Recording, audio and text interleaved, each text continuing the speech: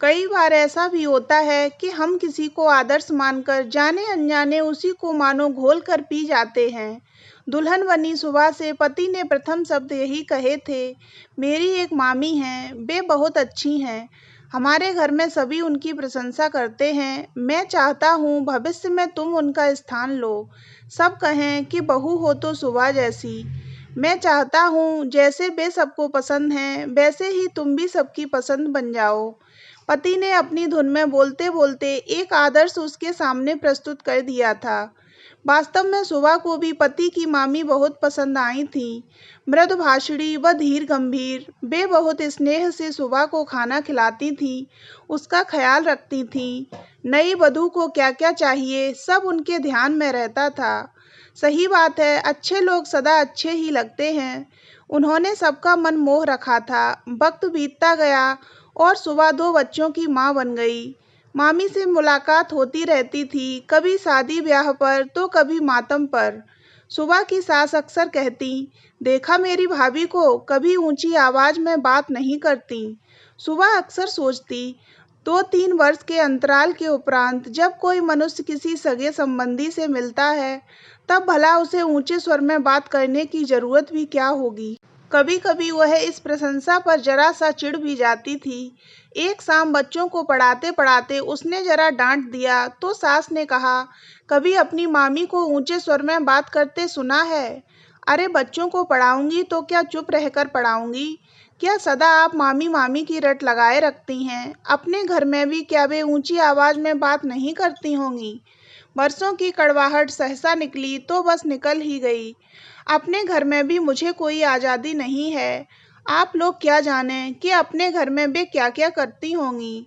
दूसरी जगह जाकर तो हर इंसान अनुशासित ही रहता है। सुबह, पति ने बुरी तरह डांट दिया। यह प्रथम अवसर था जब उसकी मामी के विषय में सुबह ने कुछ अनचाहा कह दिया था। कुछ दिन सास का मुंह भी चढ़ा रहा था। उनके मायके के सदस्य का अपमान उनसे सहा न गया। ले देकर वही तो थी जिनसे सासू माँ की पटती थी। धीरे धीरे समय बीता और मामा जी के दोनों बच्चों की शादियां हो गईं। सुबह मामा जी के बच्चों की शादी में उनके शहर नहीं जा पाई क्योंकि उसे घर पर ही रहना था। सासू माँ ने महंगे उपहार देकर अपना दायित्व निभाया था। ससुर जी की मृत्यु के बाद परिवार की पूरी जिम्मेदारी सुबह के कंधों पर आ गई थी। सीमित आय में हर किसी से रिश्ता निभाना कठिन था। फिर भी जोड़ जोड़कर सुबह सब निभाने में जुटी रहती। पति श्रीनगर गए तो उसके लिए एक महंगी शॉल ले आए। इस पर सुबह बोली, इतनी महंगी शॉल की क्या जरूरत थी? अम्मा के लिए क्यों नहीं लाए? अरे भाई, इस पर किसी का नाम लिखा है क्या? दोनों मिलजुल कर इस्तेमाल कर लिया करना। सुबह ने शॉल सास को थमा दी। कुछ दिनों बाद कहीं जाना पड़ा तो सुबह ने शॉल मांगी तो पता चला कि अम्मा ने मामी को पार्सल करवा दी। यह सुनकर सुबह अवाक रह गई। इतनी महंगी शॉल आपने? अरे मेरे बेटे की कमाई की थी, तुझे क्यों पेट में दर्द हो रहा है? अम्मा ऐसी बात नहीं है, इतनी महंगी शॉल आपने बेवजह ही मामी को भेज दी। 1000 रुपए कम तो नहीं होते। ये कितने चाव से लाए थे। बस बस, मुझे हिसाब किताब मत सुना। अरे मैंने अपने बेटे पर हजारों खर्च किए हैं। क्या मुझे इतना भी अधिकार नहीं जो अपने किसी रिश्तेदार को कोई भेंट दे सकूं? अम्मा ने बहू की नाराजगी जब बेटे के सामने प्रकट की, तब वह भी हैरान रह गया और बोला, अम्मा मैं पेट काट काट कर इतनी महंगी शॉल लाया था, पर तुमने बिना वजह उठाकर मामी को भेज दी। कम से कम हमसे पूछ तो लेती। इस पर अम्मा ने इतना हो हल्ला मचाया कि घर की दीवारें तक दहल गईं। सुबह और उसके पति मन मसोस कर रह गए। पता नहीं अम्मा को क्या हो गया है, सदा ऐसी जली कटी सुनाती रहती हैं। इतनी महंगाई में अपना खर्च चलाना मुश्किल है, उस पर घर लुटाने की तुक मेरे तो पल्ले नहीं पड़ती। इतनी महंगाई में अपना खर्च चलाना मुश्किल है, उस पर घर लुटाने की तुक मेरे तो पल्ले नहीं पड़ती। शॉल का कांटा सुबह के पति के मन में गहरा उतर गया था। कुछ समय बीता और एक शाम मामा की मृत्यु का समाचार मिला। रोती पीटती अम्मा को साथ लेकर सुबह और उसके पति ने गाड़ी पकड़ी। बच्चों को ननिहाल छोड़ना पड़ा था। क्रियाकर्म के बाद रिश्तेदार विदा होने लगे। मामी चुप थीं। शांत और गंभीर, सदा की भांति रो भी रही थी तो चुपचाप। सुबह को पति के शब्द याद आने लगे, हमारी मामी जैसी बनकर दिखाना, वे बहुत अच्छी हैं। सुबह के पति और मामा का बेटा अजय अस्थियां विसर्जित करके लौटे तो अम्मा फिर बिलख बिलख कर रोने लगी। सुबह खामोशी से सब कुछ देख सुन रही थी। मामी के आदर्श परिवार के विषय में जानने की मन में गहरी जिज्ञासा थी। मामी की बहू मेहमान नवाजी में व्यस्त थी और बेटी उसका हाथ बटाती नजर आ रही थी। एक नौकर भी उनकी मदद कर रहा था। बहू का साल भर का बच्चा बार बार रसोई में चला जाता, जिसके कारण उसे काम करने में असुविधा हो रही थी। सुबह बच्चा लेना चाहती, मगर अपरिचित चेहरों में घिरा बच्चा चीख चीख कर रोने लगता। तुम कुछ देर के लिए बच्चे को ले लो, नाश्ता मैं बना लेती हूँ। सुबह के अनुरोध पर बहू बीना बच्चे को गोद में लेकर बैठ गई। जब सुबह रसोई में जाने लगी तो बीना ने रोक दिया। आप बैठिए, छोटू है ना रसोई में। मामी की बहू अत्यंत प्यारी सी गुड़िया जैसी थी।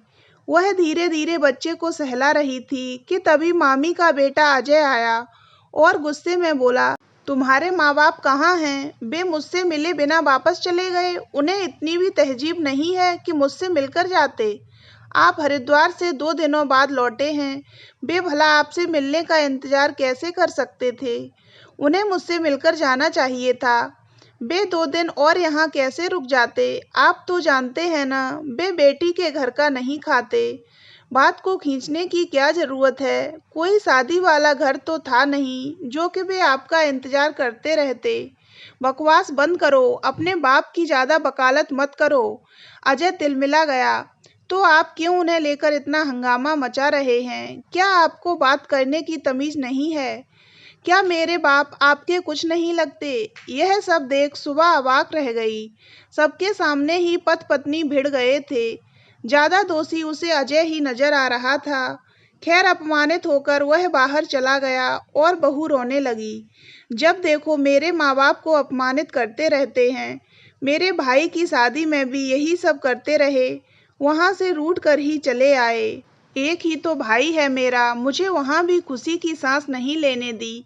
सबके सामने ही बोलना शुरू कर देंगे। कोई इन्हें मना भी नहीं करता, कोई समझाता ही नहीं। सुबह क्या कहती? फिर जरा सा मौका मिलते ही सुबह ने मामी की समझदार बेटी से कहा, जया जरा अपने भाई को समझाओ, क्यों बिना वजह सबके सामने पत्नी का और उसके माँ बाप का अपमान कर रहा है। तुम उसकी बड़ी बहन हो ना, डांट कर भी समझा सकती हो। कोई भी लड़की अपने माँ बाप का अपमान नहीं सह सकती। उसके माँ बाप को भी तो अपने दामाद से मिलकर जाना चाहिए था। बीना को भी समझ से काम लेना चाहिए। बीना को भी समझ से काम लेना चाहिए। क्या उसे पति का ख्याल नहीं रखना चाहिए? वह भी तो हमेशा अजय को जली कटी सुनाती रहती है। सुबह चुप रह गई और देखती रही कि बीना रोते रोते हर काम कर रही है। किसी ने उसके पक्ष में 2 शब्द भी नहीं कहे। खाने के समय सारा परिवार इकट्ठा हुआ तो फिर अजय भड़क उठा, अपने बाप को फोन करके बता देना कि मैं उन लोगों से नाराज हूँ, आइंदा कभी उनकी सूरत नहीं देखूंगा।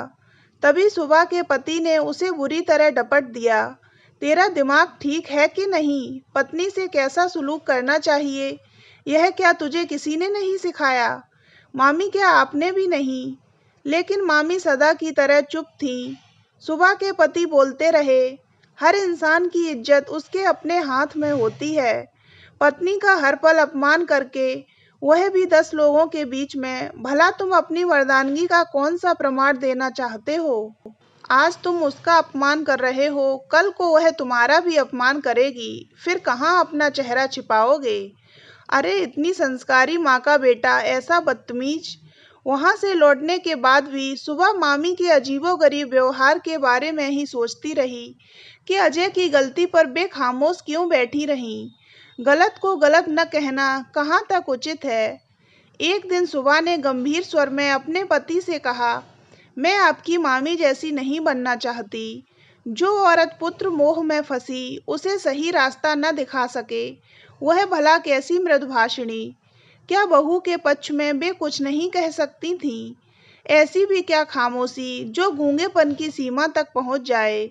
यह सुनकर भी सुबह के पति और सास दोनों ही खामोश रहे। उन्हें इस समय शायद कोई जवाब सूझ ही नहीं रहा था। तो दोस्तों, अगर आपको ये कहानी अच्छी लगी हो तो वीडियो को लाइक करें और ऐसी ही अन्य कहानियाँ सुनने के लिए हमारे चैनल को सब्सक्राइब अवश्य करें।